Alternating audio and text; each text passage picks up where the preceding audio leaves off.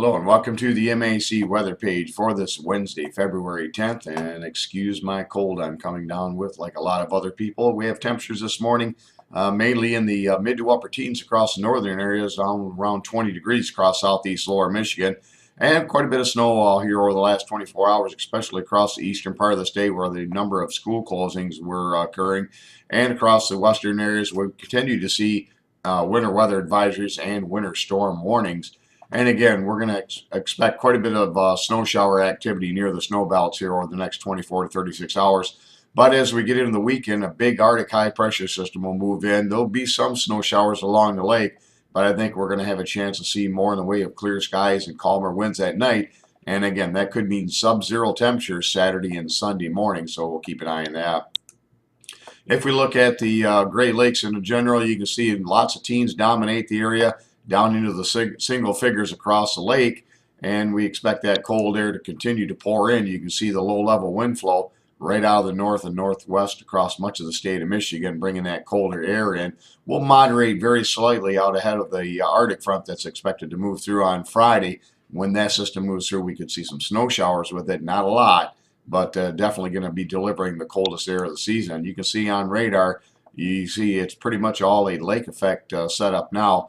We got some Lake Superior conditioning, and that's going to allow those snow showers, even in mid-Michigan, perhaps to be around the area a little bit.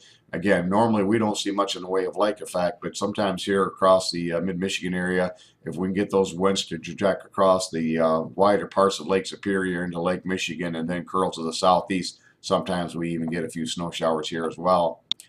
If we look at the weather map this morning, you can see the system responsible is now way up into the St. Lawrence area, but we continue to see troughs of low pressure swing down around that big upper low. And again, that's what's bringing the snow showers. Note that most of the snow showers are now on the eastern sides of the Great Lakes. And again, I think things will pick up quite a bit as you get over towards London and those areas. Yesterday was the Thumb area and parts of Wisconsin. Again, today I think that'll shift more to the eastern side of the lakes. If we look at the weather forecast map for tomorrow morning, you can see another trough that'll be coming down through the area. We're going to watch a clipper system that's going to drop from the northwest. It's going to move off to our northeast here or as we get into Thursday night into Friday, and then that's going to drag that Arctic front through. And you can see by Friday morning, that clipper system would be rapidly moving out of Canada down across the eastern lakes. And again, an Arctic front with a big polar high that's going to be dropping down into the midsection, and that's going to deliver the coldest air of the year.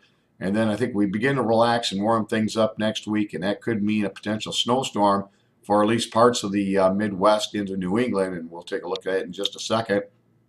How cold might we get over the weekend? This looks pretty similar for Saturday and Sunday morning. And again, much will be dependent on how much cloud cover, the wind speeds, and whether or not you got fresh snow cover on the ground.